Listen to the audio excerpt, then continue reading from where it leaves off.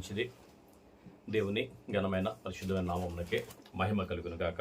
దేవుని యొక్క మహాకృపను బట్టి గతకాలం అంతా కూడా దేవుడు కాచి కాపాడి మనకు మరో రోజు ఆయన దేవుడు దయచేసి ఉండగా అందుని బట్టి దేవుని స్తుతించుకుందాం.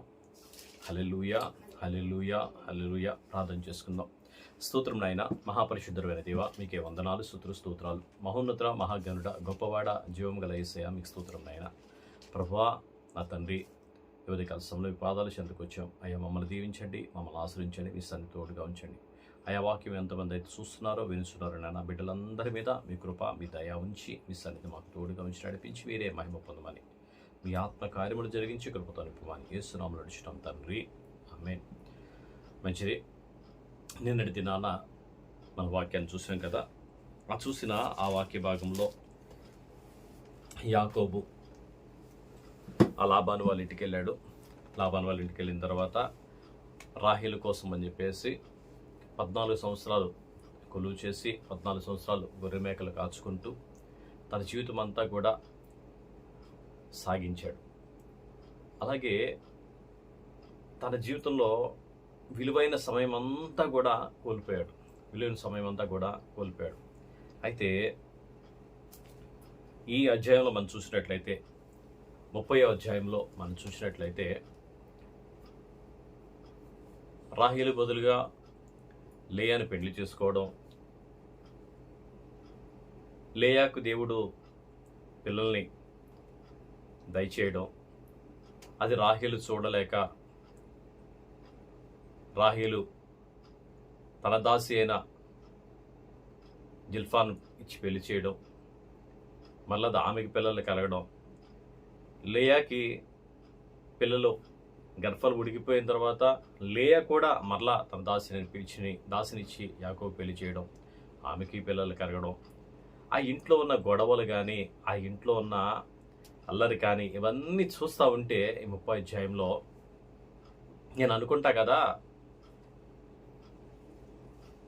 మానవ జీవితంలో ఎంతో ఎంతో ఎంతో ప్రాముఖ్యమైనది. దేవుడు చెప్తున్నాడు కదా, వివాహం అన్ని విషయంలో కూడా ఘనమైనది, పాన్పు నిష్కల్మషమైనదని దేవుడు రాయించాడు. హెబ్రీయులకు రాసిన పత్రికలో దేవుడు పౌలు గారి ద్వారా రాయించాడు.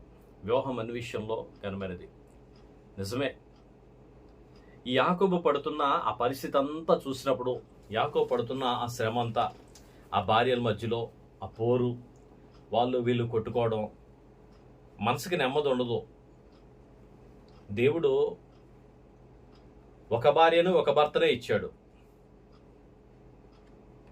4 భార్యలు ఇవ్వలేదు, 4 భర్తలు కూడా ఇవ్వలేదు. ఆదామును చేసినప్పుడు అవ్వమును మాత్రమే చేశాడు, 4 అవ్వములు చేయలేదు. వీళ్ళు యాకోబు 4 పెళ్లి చేసుకున్నాడు. దేవుని వాక్యంలో ఉంది కదా, ఇవన్నీ కూడా చేసుకున్నప్పుడు వచ్చే నష్టాలు కానీ కష్టాలు కానీ అవన్నీ చూసి మనం నేర్చుకోవాలని దేవుని యొక్క ఉద్దేశం. మనం నేర్చుకొని మన జీవితంలో మన తప్పులన్నీ గ్రహించాలి అనేది దేవుని యొక్క ఉద్దేశం. అంతేగాని అవన్నీ చేయమని కాదు, అలా ఉండమని కాదు. దేవుని యొక్క గ్రహింపు మనకు వస్తే, దేవుని యొక్క ఆలోచన విధానం అనేది మనకు తెలిస్తే, దేవుడు మనకు ఎందుకు రాయించాడో అర్థమవుతుంది. ఎందుకు రాయించాడు దేవుడు? పెళ్లి చేసుకోమన్నా, అలా ఉండమన్నా. కొంతమంది ఎంత నెగిటివ్గా ఆలోచిస్తారో, యాకోబు పెళ్లి చేసుకున్నాడు కదా, నేను చేసుకుంటే తప్ప? యాకోబు ఎన్ని బాధలు పడ్డాడో తెలుసా? ఇంట్లో నెమ్మది ఉందా, శాంతి ఉందా, సమాధానం ఉందా? దేవుని కృప కింద మాత్రమే ఉన్నాడు కాబట్టి ఈరోజు కూడా మనం ఆయన తలుచుకుంటున్నాం. దేవుని కృప కింద లేకపోతే ఈరోజు ఆయన ధ్యానం చేసుకోవాల్సిన అవసరం మనకి లేదు.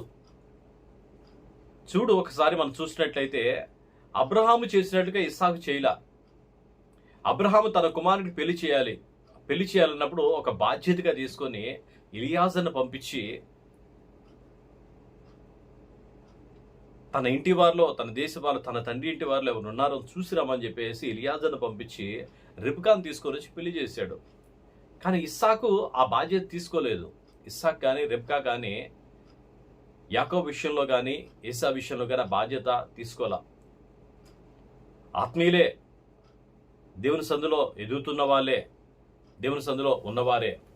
కానీ కొన్ని విషయాల్లో ఏ సమయంలో చేయవలసిన పని ఆ సమయంలో ఎప్పుడు చేయవలసిన బాధ్యతలు అప్పుడు నిర్వహించకపోతే తర్వాత వచ్చే పరిణామాలు చాలా కష్టంగానే ఉంటాయి, చాలా ఇబ్బందికరంగానే ఉంటాయి. దేవుడు ఇవన్నీ కూడా రాయించినప్పుడు అనుకున్నా కదా, అంటే దేవుడు మన జీవితంలో ఎన్నో బాధ్యతలు పెట్టాడు. ఆ బాధ్యతలన్నీ కూడా సక్రమముగా ఒక క్రమముగా చేయకపోతే దాని ద్వారా వచ్చే అనర్థాలు ఇన్ని అన్నీ కావు, దాని ద్వారా వచ్చే కష్టాలు ఇన్ని అన్నీ కావు. చూడు, యాకోబు నిజానికి అదే గనక ఇస్సాకే గనక వెళ్ళి రిబ్కా గనక వెళ్ళి పెళ్లి చేస్తుంటే లాబాన్ ఏమనేవాడు? రాహేల్ ఇచ్చే పెళ్లి చేసేవాడు. కాకపోతే వద్దనుకుంటే గనక లేయాని పెళ్లి చేసుకో, లేయ పెళ్లి చేసిన తర్వాత ఆగుతాను, పెళ్లి చేసిన తర్వాత రాహేల్ ఇచ్చి పెళ్లి చేస్తాను అనేవాడు. అలా కాకుండా పిల్ల పెత్తనాలు చేస్తే ఇలాగే ఉంటాయి. చూడు, యాకోబు వెళ్ళి అక్కడికి వెళ్ళి పెళ్లి చేసుకుంటున్నాడు. వెళ్ళి వాళ్ళ మామను అడుగుతున్నాడు, నేను రాహేల్ని ప్రేమించాను అని. ఈ ప్రేమ పెళ్లిల వల్ల ఎన్ని కష్టాలు ఉంటాయో, ఎన్ని అనర్థాలు ఉంటాయో, ఎన్ని నష్టాలు ఉంటాయో ఈ అధ్యాయంలో చూస్తూ ఉంటే మనకు చాలా జీవితంలో మనుషులు చేసే తప్పులు కానీ, మనుషులు చేసే పొరపాట్లు కానీ ఎన్ని అర్థమవుతాయో. చూడు, కొన్ని వాటిలో కొన్ని పరిస్థితులు మనం చూసినప్పుడు వెళ్ళి పెళ్లి చేసుకుని వచ్చేస్తాడు, అమ్మాయిని పెళ్లి చేసుకుంటాడు. ఈ అమ్మాయి అంటే అత్తగారికి ఇష్టం ఉండదు, మామగారికి ఇష్టం ఉండదు. లేదా అబ్బాయి అంటే అత్తగారికి ఇష్టం ఉండదు, మామగారికి ఇష్టం ఉండదు. వాడిని ఎందుకు పెళ్లి చేసుకున్నావు, ఎలా చేసుకున్నావు అని చెప్పేసి వాళ్ళ కుటుంబం మధ్యలో కుంపట్లు పెట్టినా సరే, ఏ విధము చేతనైనా సరే ఆ కుటుంబాన్ని విడదీసేస్తారు, ఇచ్చి వేరే వాళ్ళు పెళ్లి చేస్తారు. కొన్ని రోజులు గడుస్తాయి, కొన్ని సంవత్సరాలు గడుస్తాయి. తర్వాత ముందు జరిగిన కాలంలో అన్నీ జరుగుతున్నాయి, అన్నీ కూడా గుర్తుకొస్తాయి, జ్ఞాపకం వస్తాయి. ఇప్పుడు అది వదులుకోరు, ఇది తగులుకోరు. కుటుంబంలో ఎన్నో సమస్యలు, ఎన్నో బాధలు. ఈ ప్రేమించి పెళ్లి చేసుకునే వాటిలో ఎన్నో నష్టాలు. అవతల వాడికి పెళ్ళి అయిందో తెలీదు, పెళ్ళి అవ్వలేదో తెలీదు. ప్రేమ గుడ్డిదంటారు కదా, ఏం కనపడదు. తీసుకునే నిర్ణయాలు కూడా అలాగే ఉంటాయి. యాకోబు ప్రేమించాడంట. ఎవరు ప్రేమించాడు? రాహేలు ప్రేమించాడు. వెళ్ళి తన మామయ్య లాబాను చెప్తున్నాడు. అది వాళ్ళ అమ్మ నాన్న వచ్చి కనుక అడుగుంటే రాహేలు పెళ్లి చేయకుండా ఉండేవాళ్ళ? లేయాకి వేరే పెళ్లి చేసిన తర్వాత అయినా సరే వీళ్ళు పెళ్లి చేసేవాళ్ళు. అందుకే తొందరపడి చేసుకునే యవ్వన కాలంలో తీసుకునే నిర్ణయాలు కానీ, యవ్వన కాలంలో తీసుకునే ఆలోచనలు కానీ చాలా రాంగ్, చాలా తప్పు. అందుకే జాగ్రత్త. తల్లిదండ్రులు కంపల్సరిగా పిల్లల మీద బాధ్యత తీసుకోవాలి. బాధ్యత తీసుకొని ఆ సమయంలో వారికి పెళ్లి చేయాలి. ఆ సమయంలో వారికి సాటి అయిన సహకారిని వెతికి తీసుకొని రావాలి. ఆదాముకి దేవుడు చూశాడు సాటి అని సహకారం లేదని చెప్పేసి అవ్వను తీసుకొని వచ్చి ఆదాముకి వివాహం చేశాడు. అబ్రహాము చేశాడు. తన వయసు వచ్చిన తర్వాత ఇస్సాకు పెళ్లి చేయాలని, ఆ జనులలో వద్దు, నా తండ్రి ఇంటి వారిని ఆశీర్వదిస్తానని చెప్పాడు కదా అని చెప్పి తన తండ్రి ఇంటి వారిని తీసుకొని వచ్చాడు. అక్కడ పంపించి ఎలియాజర్ని పంపించి వివాహానికి రిబ్కాను తీసుకొచ్చి పెళ్లి చేశాడు. మరి ఇస్సాకు చూస్తా ఉన్నాడు, ఆ పరిస్థితిని మర్చిపోయాడేమో, మందదృష్టి వచ్చిందేమో, కళ్ళు కనపడబోయాడు, హృదయం కూడా మూసుకుపోయిందేమో.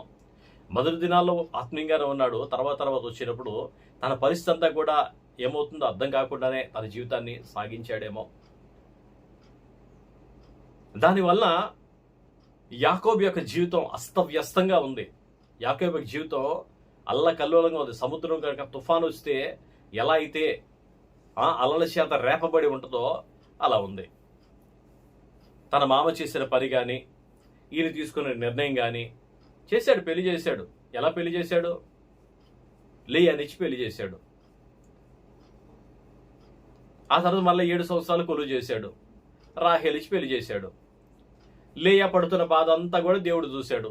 ఆమె గర్భాన్ని తెరిచాడు, 4 పిల్లలు ఇచ్చాడు. రాహేలు తట్టుకోలేకపోతుంది. నాకు పిల్లలు కావాలి, నాకు సంతానం కావాలని చెప్పేసి ఆ సంతానం కోసం తన దాసినిచ్చి పెళ్లి చేసింది. ఆమెకి పిల్లలు పుట్టారు. ఆమె పిల్లలు పుట్టడం లేయా తట్టుకోలేకపోతుంది. ఇప్పుడు లేయా తట్టుకోలేక తన దాసినిచ్చి మళ్ళా యాకోబుకి పెళ్లి చేసింది. మళ్ళీ ఆమెకు 2 పుట్టారు. అసలు పెరుగుతూ ఉండేటప్పుడు రాహేలు తట్టుకోలేకపోతుంది. ఇక దేవుడిని అక్కడికి వచ్చి యాకోబుని నిలదీస్తూ అసలు తను పడుతున్న కష్టాలు అన్నీ కావేమో అనుకుంటున్నాను నేను. తన కుటుంబంలో ఉండే సమస్యలు కానీ.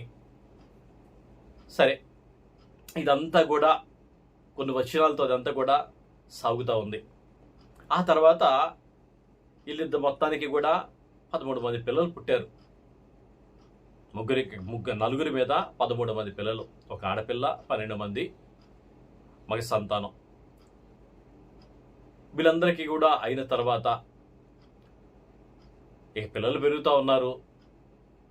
వాళ్ళ పోషణ కానీ, వాళ్ళకి ఆస్తులు సమకూర్చడం కానీ, వాళ్ళకి కావాల్సినవన్నీ కూడా చేయడం కోసం కానీ ఏది ఏమైనా ఒక ఆలోచన అనేది యాకోబుకు వచ్చింది. నా ఇంటికి నేను వెళ్ళిపోతాను. ఒకసారి ఆలోచిస్తున్నాడు, నేను ఈ లాభాన్ని ఇంట్లో అడుగు పెట్టినప్పుడు ఆయన పరిస్థితి ఎలా ఉంది, ఈరోజు ఆయన పరిస్థితి ఎలా ఉంది, నేను నా ఇంటికి వెళ్ళిపోతాను అని ఆలోచిస్తూ వెళ్ళి తన మామయ్యన లాభాన్ని వెళ్ళి అడుగుతూ ఉన్నాడు. లాభాన్ని వెళ్ళి అడుగుతూ ఉంటే లాభాన్ని అన్నాడు కదా, నిజమే, నువ్వు వచ్చిన శకునాన్ని నేను చూసినప్పుడు నా దగ్గర ఉన్నది కొంచెమే, కానీ నువ్వు అడుగు పెట్టిన తర్వాత, నువ్వు వచ్చిన తర్వాత నా ఇల్లు చాలా ఆశీర్వదింపబడింది.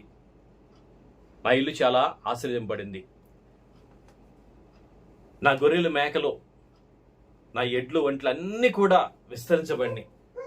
దేవుడు నిన్ను దీవించాడని నేను చూశాను, దేవుడు నిన్ను ఆశ్రయించాడని నేను చూశాను. శకునాన్ని బట్టి, నువ్వు వచ్చినప్పుడు ఉన్న పరిస్థితిని బట్టి నేను అన్నీ కూడా గమనించాను, గుర్తించాను అని అక్కడ యాకోబుతో చెబుతూ ఉన్నాడు, యాకోబుతో మాట్లాడుతూ ఉన్నాడు. సరే, నిన్ను పంపించడం అయితే నాకు ఇష్టం లేదు, నీవు నా దగ్గరే కొలువు చేయి, నా దగ్గరే ఉండు, నీకేం కావాలో చెప్పు, నువ్వు ఎలా కావాలంటే అలా చేస్తానని చెప్పేసి అన్నాడు. అంటే యాకోబు అడిగాడు కదా, సరే నువ్వు నాకు జీతం ఏమీ ఇవ్వద్దు, నాకు జీతం ఇచ్చేది దేవుడే ఇస్తాడు. మచ్చలు గల్లి, పొడలు గల్లి అవి ఏమైనా ఉన్నాయి అనుకో, అవి నువ్వు తీసేసుకో, అవి నాకు వద్దు, అవన్నీ నాకు ఇచ్చేసేయి. మచ్చలు పొడలు లేని ఏమైనా ఉంటే కనుక, అది నా దగ్గర ఉంటే కనుక నేనే తప్పు చేసిన వాడిని. మచ్చలు పొడలు లేని ఏమున్నా సరే అవన్నీ కూడా నీవి, మచ్చలు పొడలు ఏమున్నా సరే అవన్నీ కూడా నావి అని చెప్పేసి తీర్మానం చేసుకొని ఆ మందకి ఈ మందకి యాకోబు ఏ తీర్మానం చేసుకున్నాడో మచ్చలు పొడలు అన్నీ తీసుకొని వచ్చి తన కుమారులకి అప్పగించాడు. ఆ కుమారులకి ఈయనకి ఈ మంద మేపడానికి, ఆ కుమారులు మేపడానికి దాదాపుగా 3 రోజుల ప్రయాణం అంత దూరం. మళ్ళీ కలిసిపోతే ఈ తీసుకెళ్ళి అందులో చేర్చేసుకుంటాడేమో, ఇవి తీసుకెళ్ళి అక్కడ పెట్టేసుకుంటాడేమో అని ఆలోచించుకుంటూ ఉన్నాడేమో. ఎక్కడ వివాదం రాకుండా, ఎక్కడ కూడా ప్రాబ్లం రాకుండా ఆలోచన చేసి ఆ మందని ఈ మందని కూడా వేరు చేస్తూ 3 రోజుల ప్రయాణం దూరం పెంచుతూ తన కుమారుల దగ్గర వాటిని పెంచాడు. ఆ కుమారుల దగ్గర వాటిని ఉంచి అప్పుడప్పుడు చూసుకుంటూ ఆ మందలు నీళ్లు తాగే సమయంలో చీనాలు జింగిసాలు అనే ఒక చువ్వలు తీసుకొని వచ్చి దాని తుడుములు తీసి నీళ్ళలో తాగేటప్పుడు నీళ్లు తాగుతూ వాటిని చూడడానికి వాటి కన్నులు దాని మీద నిలిచేలాగా, ఆ కన్నులతో చూసింది లోపల ప్రవేశించేలాగా చూసారా. అందుకే అంటాడు, ప్రభు కూడా అంటాడు, బయటికి వెళ్ళేది ఏది కూడా లోపలికి వెళ్ళేది ఉంది కదా, అదే మనిషిని అపవిత్రపరిచింది. లోపలికి ఏం వెళ్తుంది? ఇక్కడ ఈ గొర్రెలు అయితే చూస్తున్నాయి కదా, చూస్తున్న ఆ గొర్రెలు దేన్నైతే చూస్తున్నాయో తనే తన గర్భంలోకి చేర్చుకుంటున్నాయి. ఆ మచ్చలు, ఆ పొడలు గలవన్నీ కూడా ఆ గర్భంలోకి, ఆ పుట్టిన పిల్లల్లోకి అవన్నీ కూడా అవే వస్తున్నాయి. కానీ అనుకుంటా కదా, యాకోబు ఎంత జ్ఞానం కలిగినోడో, ఆ జ్ఞానమంతా కూడా దేవుడు అతనికి ఇచ్చి ఉండగా, ఆ జ్ఞానమంతా కూడా దేవుడు అతనికి దయచేసి ఉండగా, ఆ జ్ఞానమంతా దేనికి ఉపయోగించాడంటే దాదాపు 14 సంవత్సరాలు కేవలం తన భార్యల కోసం. ఆ సమయం అంతా కూడా చాలా వ్యర్థం చేసి, వేస్ట్ చేసి, తను చేసుకున్న పనులు కానీ. అంత జ్ఞానం కలిగినోడు. తన పుట్టిన పిల్లలన్నీ కూడా మచ్చలు పొడలు కలిగినయే పుట్టినాయి అంట, అన్నీ కూడా. అంత గొప్ప జ్ఞానంతో చేసే పని ఏదైనా సరే ఆలోచనాపూర్వకంగా ఏ పని ఎలా చేస్తే అది సఫలమవుతుందో ఆ విధంగా ఆలోచిస్తూ పనిచేసేంత జ్ఞానం కలిగిన ఆయన తన మామ దగ్గర మంద దగ్గర కూడా అలాగే కాచాడు. అక్కడ ఉంది కదా, 7 సంవత్సరాలు ఎంతో ఓర్చుకున్నాడంట. ఎండలోనూ వానలోనూ దేవుని వాక్యం ఉంది, పనివాడు జీతానికి పాత్రుడు. మామ మోసం చేశాడు, కానీ దేవుడు మోసం చేయడు. తను చేసిన పనికి, తను చేసిన కష్టానికి తన ప్రతిఫలం అనేది ఇచ్చేవాడు దేవుడు. మనం ఏ పని చేసినా నమ్మకంగా మనం చేస్తే, మనం చేసే పని ఏదైనా సరే యథార్థంగా మనం చేస్తే, మనం చేసే పనిలో ఎక్కడ కూడా నిష్కల్మషంగా మనం పనిచేస్తే ఒకానొక రోజు దీవించేవాడు దేవుడు. మనుషులు మర్చిపోవచ్చు, మనుషులు స్వార్థాన్ని ఆలోచించుకోవచ్చు, మనుషులు తన స్వార్థం కోసం పనులు చేయించుకోవచ్చు, కానీ దేవుడైతే మర్చిపోడు, దేవుడైతే వదిలిపెట్టాడు. అన్ని విషయాలు కూడా దేవుడు చూస్తున్నాడు, న్యాయం తీరుస్తున్నాడు. లాబాను తన మందరం మీద చాలాసార్లు జీతాన్ని మార్చాడంట. తర్వాత అధ్యాయాలు ఉంటుంది. ఎన్నోసార్లు తన జీతాన్ని మార్చి, ఎన్నోసార్లు ఆయన ఇబ్బంది పెట్టి, పులి మేకపిల్లలు ఎత్తుకెళ్ళిపోతే అది ఈ జీతంలో కట్టు, ఎలుగుబండి వచ్చి గొర్రెపిల్లలు ఎత్తుకెళ్ళిపోతే ఈ జీతంలో కట్టు, చిరతపులు వచ్చి ఆ మందలో ఏదైనా ఎత్తుకుపోతే జీతం కట్టు. మనుషులు అన్న తర్వాత ఎక్కడో ఒకటి ఆదమర్చి ఉంటారు కదా, ఎక్కడొకటి ప్రాబ్లం జరిగింది కదా, జరగకుండా నీతిమంతుడు ఒక్కడో లేడు, ఏ ఒక్కడో లేడు. అందరి జీవితంలో ఏదో ఒక ప్రాబ్లం జరగకుండా మనం కూడా అందరూ నీతిమంతులుగా ఉండాలని కోరుకోవడం కూడా, బలహీనలు బలపరచాలి, కృంగిన వారిని లేవనెత్తాలి, సడలిన మోకాల్ని బలపరచాలి. పౌలు గారు చెప్తున్నాడు. దేవుని ఆత్మ ద్వారా మనం అన్ని విషయాల్లో కూడా ఎలా ఉండాలి అంటే బలపరిచేవారిగా ఉండాలి. లాభాన్ని వలె దోచుకునేవారిలాగా, వస్తుంది కదా తీసుకుందాం అనేలాగా కాదు. కానీ దేవుడు చూస్తూ ఉన్నాడు. వచ్చి తన పిల్లలకి ఆ మందలు ఇచ్చినప్పుడు, తన పిల్లలు ఆ మందలు మేపుతున్నప్పుడు వచ్చి ఆ నీళ్ళ దగ్గర వచ్చి ఆ నీళ్లు తాగేటప్పుడు ఆ గొర్రెలు కానీ చూలు కట్టినప్పుడు అవన్నీ కూడా మత్స్యలో పొడలు కలిగిన ఆ పిల్లలే కన్నప్పుడు దేవుడు అతన్ని ఎంతగా ఆశ్రయించాడో అంతగా ఆశ్రయించాడు. ఎంతగా దీవించాడంటే అంతగా దీవించాడు. తన దీవెనంతా కూడా చూసి లాభాలు కానీ తన పిల్లలు కానీ ఓర్చుకోలేనంత, తను చాలా విషయాల్లో చేసిన తప్పులన్నీ కూడా, చేసిన పొరపాట్లన్నీ కూడా, తనకు అంతు లేనంత ఆస్తిని, కావలసినంత బిడ్డల్ని అన్నీ కూడా దేవుడు ఇక్కడ దయచేశాడు. ఈ అధ్యాయం అంతా చూస్తున్నప్పుడు మనుషులుగా మనం తప్పులు చేయొచ్చేమో కానీ దేవాది దేవుడు మాత్రం మన పక్షాన నుండి ఆయన కార్యాన్ని సఫలం చేస్తాడు. మన పక్షాన నుండి మనం ఆయన వేడుకున్నట్లయితే, ఆయనకి ప్రార్థన చేసినట్లయితే, ఆయన గనక పాదాలు మనం గట్టిగా పట్టుకున్నట్లయితే ఆయన విడువడు, ఎడబాయుడు. ఆయన ఎప్పుడు మన మీద కృపను కనికరమును దేవుడు దయచేస్తాడు. మనం తప్పిపోతున్నా, మనం పడిపోతున్నా దారిలో ఆయన ఉండి మన సక్రమైన మార్గంలో ఆయన నడిపిస్తాడు. ఒకానొక రోజు బిలాము బాలాకు చెప్పిన మాటలు బట్టి ఇశ్రాయేలు ప్రజల్ని శపించడానికి బయలుదేరుతుండగా దూసిన ఖడ్గాన్ని చేత పట్టుకొని ప్రభువైన యేసుక్రీస్తు వారే వచ్చి దారి మధ్యలో నిలబడి ఆయన అడ్డగించాడు. తప్పుదారిలో వెళ్లకుండా, తప్పుడు పని చేయకుండా ఆయన వారిని అక్కడ ఆపాడు.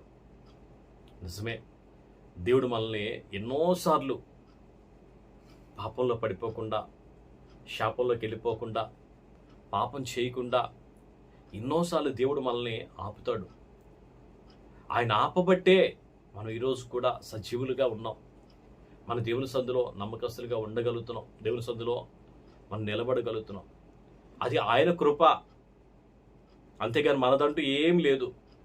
మనం ఎంత నీతిమంతులు అనుకున్నా, ఎంత బలవంతులు అనుకున్నా, మనం అంతా కూడా జీరో. మనలో ఏమీ కూడా లేదు. ఆయన కృప తప్ప. ఆయన కృపను బట్టి మనం ఎంతంటే అంత ఆనందించాలి, ఎంతంటే ఆయన్ని ఘనపరచాలి, ఎంతంటే అంత ఆయన మహిమపరచాలి. ఆయన కృప లేకపోతే, అందుకే దావీదు గారు ప్రార్థన చేస్తుంటాడు కదా, అయ్యా నా పాదములు జారి పడకుండా, నా కాలు చిక్కుపడకుండా నా చేయి గట్టిగా పట్టుకో ప్రభువా. నిజమే, ఆయన చేయి పట్టుకోకపోతే మనం ఎక్కడ, మన పరిస్థితులు ఎక్కడ? ఆయన కృప ద్వారా తప్ప మనలో ఏమీ లేదు. ఈ అధ్యాయం మనం చూసినప్పుడు, ఈ అధ్యాయంలో ఉన్న పరిస్థితులను మనం గమనించినప్పుడు, ఈ లోక జీవితంలో మనిషి పడే ప్రయాసం అంతా కూడా ఈ అధ్యాయంలో ఉంటుంది. భార్య కోసం, బిడ్డల కోసం, ఆస్తి కోసం, అంతస్తు కోసం, ఇదే ప్రయాస యాకోబు యొక్క జీవితంలో. పెళ్లి చేసుకున్నాడు, పిల్లల్ని కన్నాడు, పిల్లలకి అప్పుడు ఆస్తిని సమకూర్చాలి.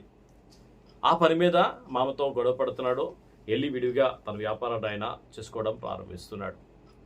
తన కోసం, తన పిల్లల కోసం ఒక ప్రత్యేకం. ఇదే జీవితం. మానవ జీవితంలో ఎందుకు బ్రతుకుతున్నావంటే పెళ్లి చేసుకోవాలి, పెళ్లి చేసుకుని పిల్లలకి కనాలి, పిల్లల కోసం ఆస్తి సంపాదించాలి, ఆస్తి సంపాదించి వాళ్ళకి ఇచ్చేయాలి. నా జీవితం అయిపోయింది, అమ్మయ్యా నేను చాలా సాధించేశాను. ఇది చివరి మజిలీ ప్రయాణం.